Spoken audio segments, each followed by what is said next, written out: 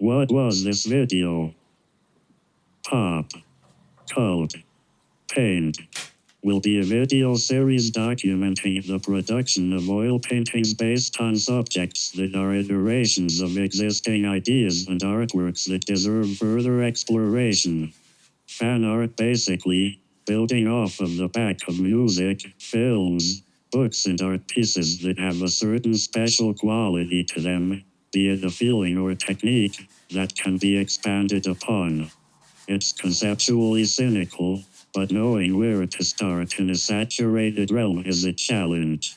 Ideas have been hard to come by for a long time, and the need to start somewhere was becoming overwhelming. So, sat at my bedroom desk over the course of many nights. Camera angles were composed using a Sony FDR-AX33 camcorder, a generic tripod and a set of softbox lights to capture the making of an oil painting from beginning to end.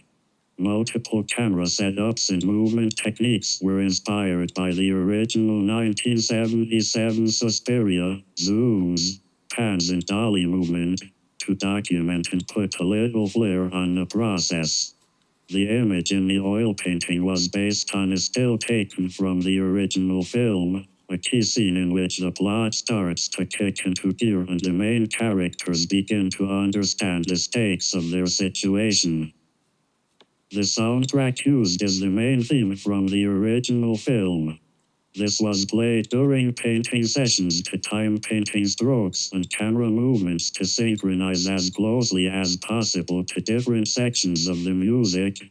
The video edits generally sync up with drum and bass parts, and the on-screen action generally syncs with the synths, guitars and vocals.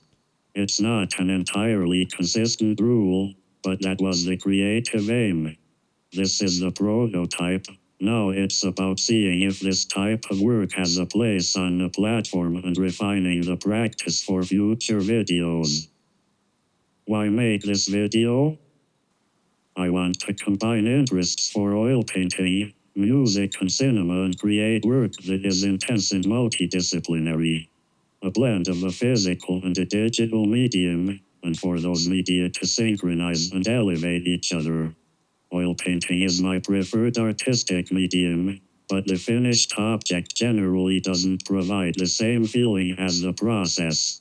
The attempt with this video documentation is to capture and replicate some of that creative feeling and to practice a range of filmmaking skills.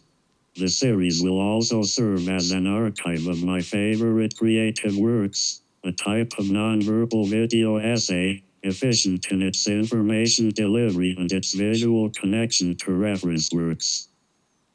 The original Suspiria was chosen as the first subject because it is a theatrical movie made with vigor, technical flair and a rich color palette. Multiple aspects of its production are ripe for exploration. The film has many compositions that could be exhibited with the best still photography in the world, having incredible levels of detail and texture that work well as reference for paintings. Themes of dance and performance from the film are echoed in the action and choreography of the video. The soundtrack plays into this with its prog rock features, giving a range of intensities, slower and softer for when the energy needs to be lower and driving technical grooves for when the energy needs to be higher, allowing for different performance choices and editing techniques to be used to match up over the course of the video. This was a lot for a first attempt. A highly detailed image needing extensive amounts of painting focus and precise camera setups for timed movement, then equally precise video editing on top of that to hone a large amount of raw footage into some semblance of a coherent shape.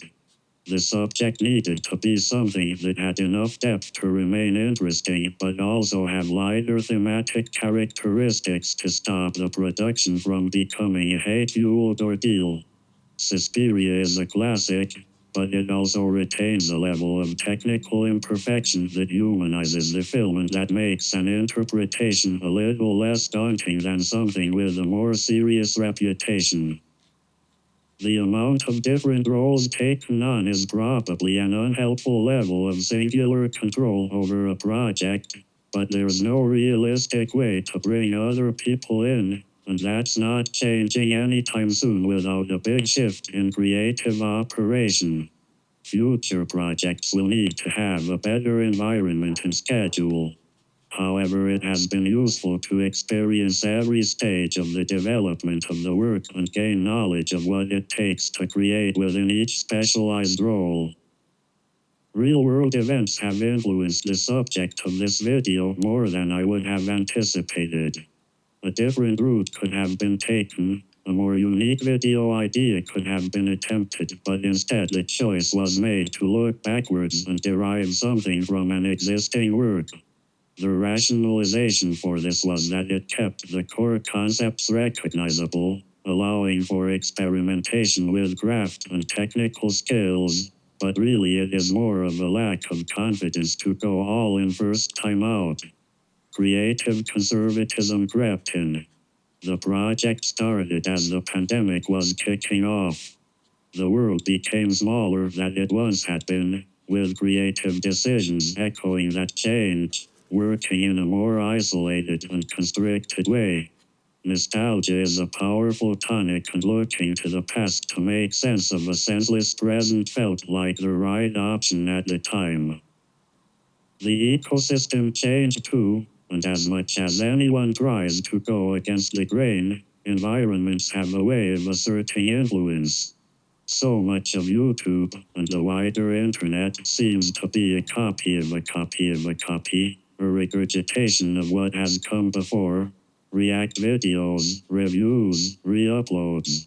Rivers of media to wade through, stacked and compressed through the z-axis of your monitor. It isn't entirely true that there is nothing new under the sun, but genuine originality is hard to come by, and being original and good is an entirely different ballgame. Patterns begin to establish themselves, movements and genres take shape, it becomes encouraged to take an established path and then regret that path multiple times. Add in the invisible hand of algorithmic scale tipping, and it starts to feel like creative agency is a concept that has no meaning against the critical mass of digital culture. Maybe recreation is all that can be hoped for here, and so a recreation is what was made. All pursuits demand sacrifice, and artistic ones in particular require a certain level of delusion to release into the world. Why should anyone take the time to watch this particular channel, this particular video, when there are so many others out there? So many other possibilities? The only way to start is to just not think about it, let go of rationality, and begin. Hopefully the channel can morph into something a little less insidious than a reference generator with extra steps once it has found its feet. Pop. Cult. Paint.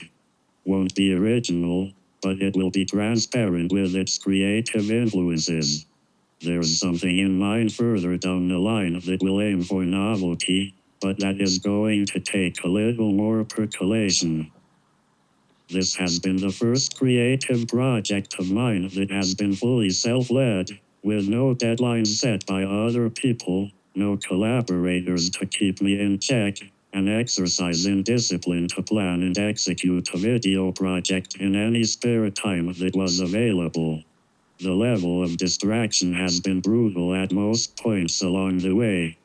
But on this day, at this time of year, localized entirely within my bedroom, something got made. I can't say for certain when the next one will be, or if there even will be another, but for now this was the best I could possibly do with the skills and resources available to me at the time. Ultimately, that's all anyone can hope for.